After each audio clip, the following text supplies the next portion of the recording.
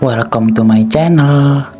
Jangan lupa subscribe, like, dan komen. Happy watching. Semalam dengan janda bab 12 terselamatkan. Ana sedang bersiap-siap akan belanja pakaian formal seperti yang diminta Kaisar. Ia tidak menyangka Kaisar akan memintanya menjadi sekretaris palsunya hanya untuk memandangi pria itu seharian penuh.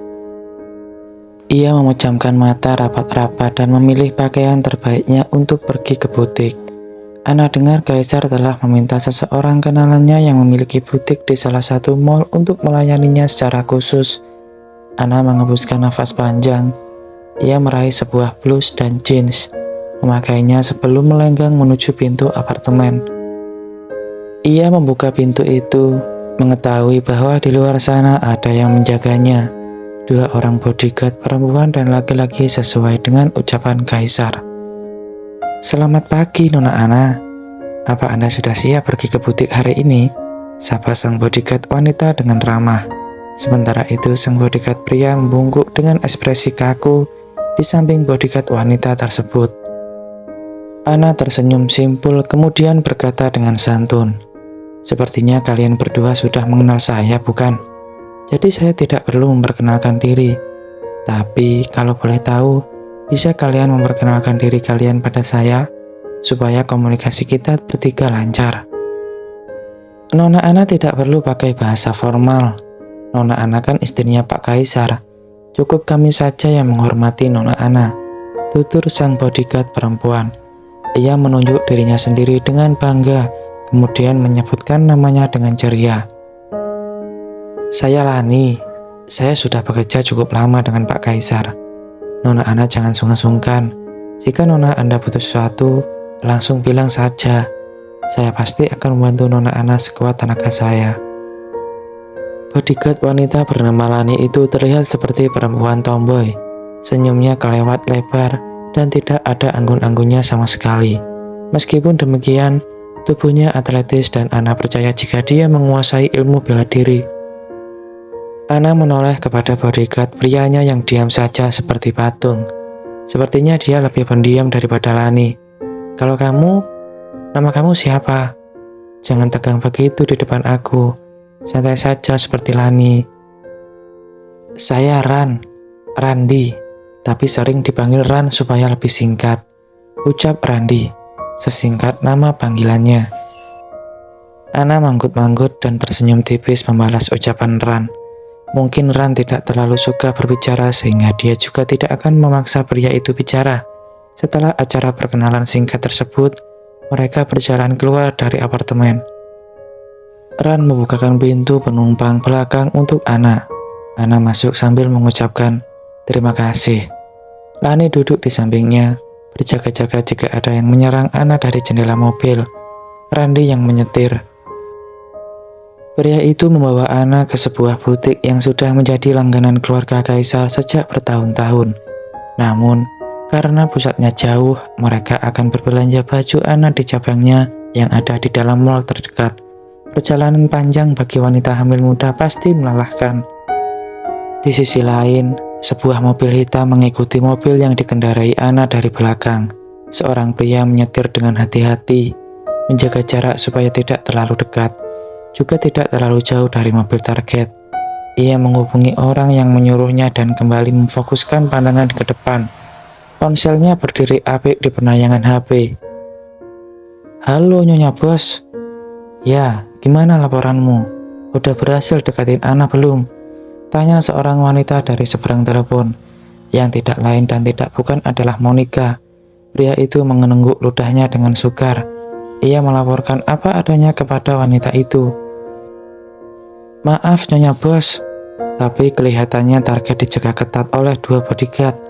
Saat ini saya sedang dalam perjalanan menuju mall jika terlihat dari arah jalannya. Saya tidak bisa mendekati mobil mereka, karena di sekitar sini ada mobil polisi yang sedang berpatroli," ungkap pria itu sambil berkeringat dingin. "Mall? Sepertinya itu butik langganan Kaisar," batin Monica.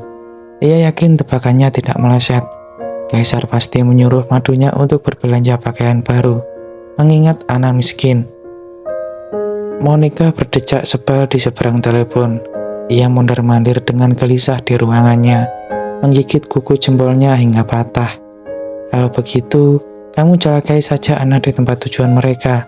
Pastikan kamu tidak tertangkap atau aku kena akibatnya juga. Ngerti kamu? Siap, mengerti Nyonya Bos. Kalau begitu saya matikan dulu panggilannya. Mobil target berbelok ke tempat tujuan. Ya, berhati-hatilah. Panggilan berakhir.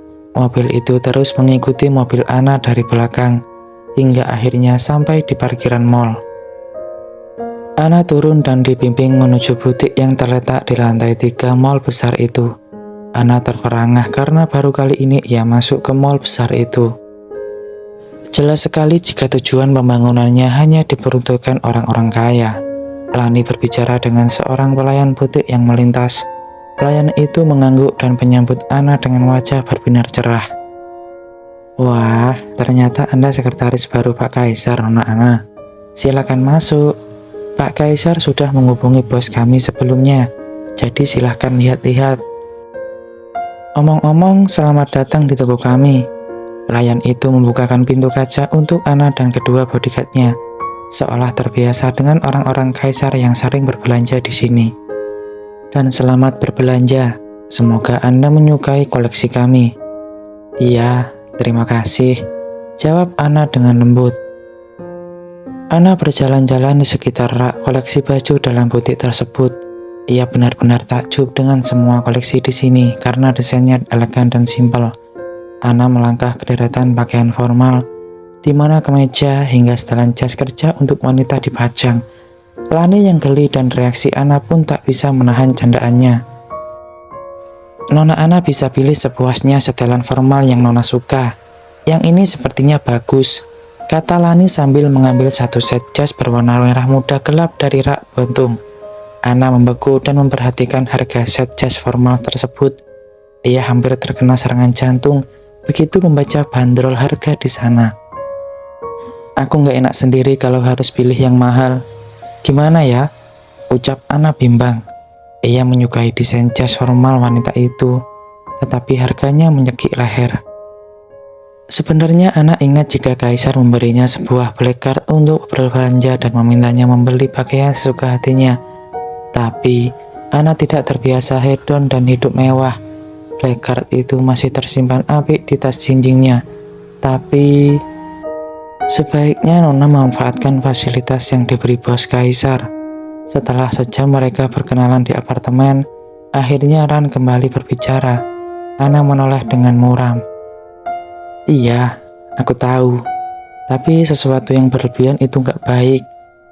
Nona Anna yakin daripada bos Kaisar memarahi Nona. Pertanyaan Ran ada benarnya juga. Anna langsung mengetupkan bibirnya sendiri. Ia mulai menghitung di luar kepalanya. Jika satu pakaian dihargai ratusan ribu hingga jutaan rupiah, bukankah jika ia membeli beberapa sekaligus akan menghabiskan uang Kaisar? Anna ragu-ragu.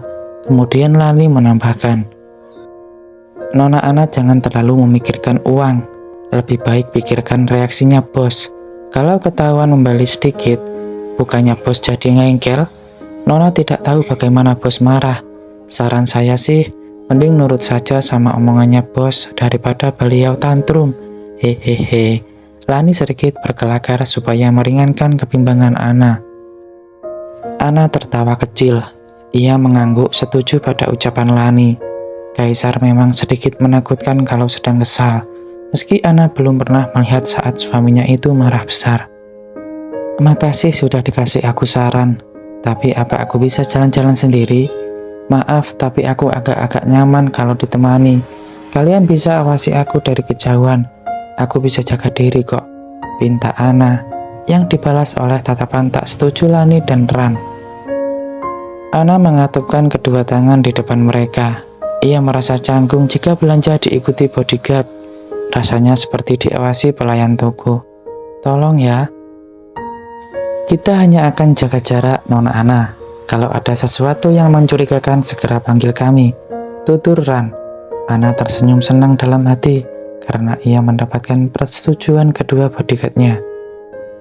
Ia pun memisahkan dirinya dari Ran dan Lani. berjalan beberapa meter di depan mereka berdua. Ia memeriksa satu persatu pakaian dan memilih yang paling murah. Ia bisa membeli banyak jika menekan harga minimal.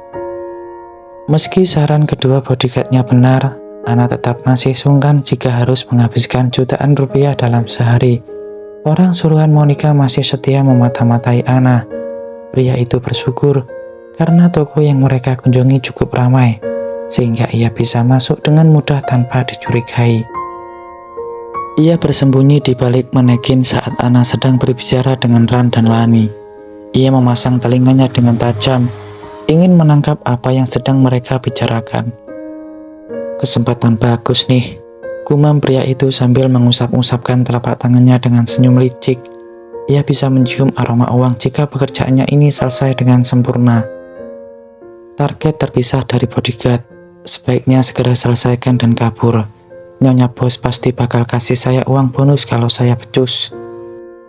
Dengan begitu, pria tersebut mengendap-endap mendekati Ana. Ia menundukkan kepalanya, bersembunyi dari mata kedua bodyguard di antara rak gantungan pakaian. Jaraknya dengan Ana semakin dekat. Wanita itu tampak bingung memilih bonus formal yang biasa dipakai oleh wanita-wanita karir. Tapi, apa yang harus saya lakukan nih? Nggak ada media untuk menyalahkan dia lagi. Gerutunya lalu melihat-lihat ke sekitar. Tatapannya lantas bertumbuh pada setumpuk kotak besar yang kelihatannya berat di ujung ruangan. Senyumannya merekah. Akhirnya sebuah ide melintas di benaknya, karena ia akan memanfaatkan kardus itu untuk melukai Ana. Ia berpura-pura melihat ke meja pria di dekatnya saat seorang pegawai pria melintas untuk meletakkan satu kotak terakhir di lantai. Dan begitu pria itu pergi, barulah ia menjalankan aksinya. Pria suruhan Monica itu beringsut ke sudut butik dengan secepat kilat dan mendorong salah satu kardus sehingga tumpukan itu bergoyang. Ana saat itu hendak mengambil sebuah blus dari rak gantung dan memberikannya kepada pelayan butik. Namun, langkahnya terhenti. Di lantai, ia melihat sebuah bayangan tinggi seperti hendak roboh ke arahnya. Ana membelalak. Ia segera berbalik dan melihat tumpukan kardus jatuh ke arahnya. Nona Ana! Brak! Kardus-kardus itu berjatuhan dan isinya berjajaran di lantai. Beberapa koleksi terbaru butik berserakan seperti sampah, dan seketika suasana di butik berubah riuh. Ana menatap horor pada kardus-kardus besar itu. Ia terduduk lemas di lantai. Di belakangnya, Lani memegangi kedua pundaknya dengan nafas terengah-engah. Untung saja bodyguardnya cepat bertindak. Nona Ana bisa berdiri? Tanya Lani khawatir. Bisa, makasih udah nyelamatin aku, jawab Ana dengan suara serak. Seluruh tubuhnya gemetar ketakutan ketika ia dibantu berdiri oleh Lani. Jantungnya berdegup keras dan ia masih syok dengan kejadian barusan. Ran melihat seorang pria berlari keluar dari kerumunan yang tercipta di dalam butik dan segera mengejar untuk menangkapnya. Ana memandangi Ran yang tiba-tiba berlari sambil memegangi perutnya. Wajahnya memucat dan ia berkeringat dingin. Sungguh Ana benar-benar ketakutan. Hampir saja aku dan anakku mati, ya Allah.